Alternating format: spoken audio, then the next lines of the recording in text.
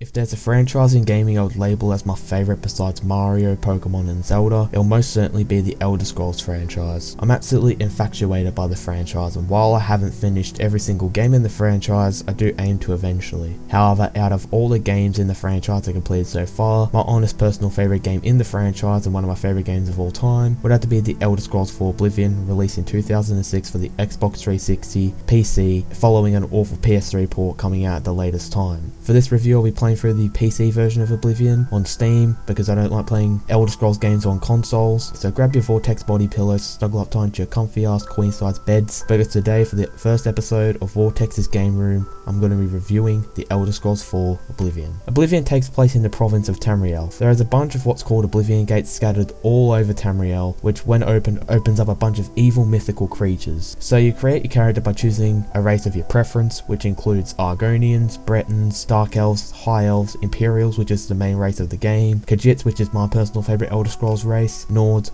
Orcs, Red Guards, and finally Wood Elves. After you've chosen your race, you want to choose a class out of the preset ones, or you can create your own class, which is a step up from Morrowind's class system, and then after that you want to choose a birth sign that you want your character to have. Once you've created your character, your main objective of the game is to slay Mankar Cameron and shut the required Oblivion gates. Each race has their own special advantages and disadvantages. Orcs are slow as hell, but are very skilled with two-handed weapons like battle axes and warhammers, and they're exceptionally skilled with heavy armor. You can also make orcs fast as hell, and even make orcs a mage if you like how the orc looks but hate the ideal playstyle for the race, as this game is infinitely customizable. However, the downside to it being customizable is that the game's a bit unbalanced with what you can do. Outside the main story, however, you can participate in optional quests known as side quests, and the side quests are really what makes Oblivion shine. The side quests in this game are exceptionally creative. You'll be doing side quests in which you have to save a painter that is trapped inside his own creation, or you can join several guilds all with distinct quest lines. These guilds include the Dark Brotherhood, the Mages Guild, the Fighters Guild, the Arena, the Thieves Guild, and once you hit a certain level with your character, you can do certain Daedra quests, which are better than porn in my opinion. 95% of these guilds are a joy to play through, with the exception of the Arena due to it being repetitive and thus making the guild really boring. It's so boring that I'd rather watch a 3-hour long pointless business interview. And the Fighters Guild suffers the same problem as well, as the Fighters Guild having some of the most obnoxious, insufferable characters in the game. Honestly, whenever I play Oblivion, I do miscellaneous side quests and the Dark Brotherhood, the Mages Guild, and the Thieves Guild questline, as even the main story questline had a cool concept but suffered the same problem as the Arena and the Fighters Guild, as it's very repetitive. I mean, at the start of the game you're in a dungeon which generally takes me a few hours to complete, and that dungeon is fucking boring. All you do is just hack and slash the monsters and get equipment for your character, and the rest of the main story doesn't really get increasingly better. The Daedra quests, in my opinion, are very unique and feel different every time. My favourite Daedra quest is most likely the Sheogorath Daedra quest, which, fun fact, Sheogorath appears as a main character in the expansion pack The Shivering Isles. The graphics, while revolutionary for the time, doesn't hold up the greatest by today's standards. The character models look like Play-Doh and the faces look more of a monstrosity than The Sims 3's character faces. The creatures are a similar story. However, the scenery in the game looks gorgeous even by today's standards, and the weapon and armor look passable by today's standards. Besides, if you don't like the graphics and you're not playing on a PC that's a complete potato, you can install graphical overhaul mods which replace the vanilla Oblivion graphics, and some of them look incredible, even giving the characters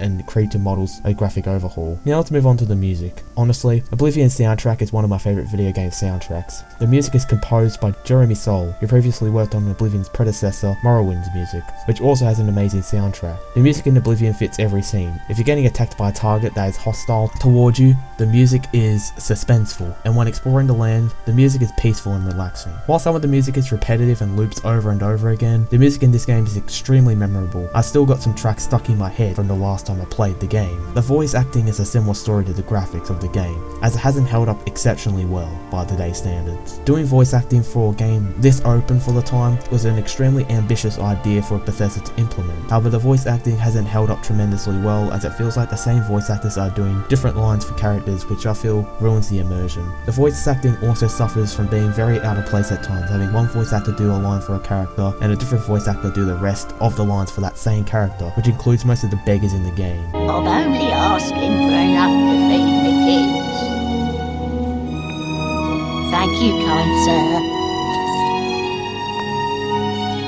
I heard like the dungeon designing team The voice acting team wasn't a massive team, and thus a lot of the voice actors feel the same. I'm not sure if this is true though, so don't quote me on that. And next, can we just touch on the scope of the open world of this game in general? The open world, especially for 2006, is massive, full of caves, dungeons, ruins, and cities to explore. While the caves, dungeons, and ruins are the exact same dungeons, caves, and ruins with a different coat of paint, it can be excused as said before, the designing team wasn't all that massive. Even though the dungeons, caves, and ruins all feel the same, you feel motivated to explore them, as the world in Oblivion is extremely immersive. Last of all, for this review, we need to touch on the glitches. There are a fuck ton in Oblivion, possibly more so than any other Elder Scrolls games. These glitches range from being hilarious to downright game breaking. This is why the PS3 version gets so much flack, as it got the worst treatment when it comes to glitches. While the Xbox 360 version has glitches, they aren't as severe as the PS3 versions. On PC, the glitches are rather tame. I'd argue that they're worse than the Xbox 360 version, but not as bad as the PS3 version. But on PC, you can patch the game with mods to get rid of pretty much every glitch in the game. If you want to get very specific, there are quest lines that can glitch out in this game completely, like the Vampire Cure quest. However, on PC, these issues are non-existent, as said before, you can patch the game with mods, and I believe you can also do the same thing for the Xbox 360 version now as well. Overall, Oblivion is a tremendous, beautiful, immersive experience that has to be played in order to see what makes it such a great game.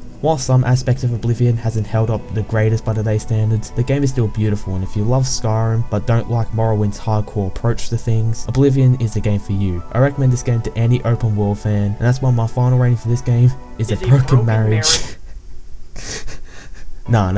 In all seriousness, Oblivion gets an 8 out of 10. Honestly, I love Oblivion. It's one of my favourite games of all time. However, it has far too many issues for me to give it a solid 10 out of 10. However, that is it for today's review. If you enjoyed the first episode of Vortex's Game Room and you want to see more, please consider subscribing with bell notifications to see whenever I post a new episode of Vortex's Game Room, as well as follow me on my social medias, links in the description. Otherwise, I'll see you guys next time. Peace.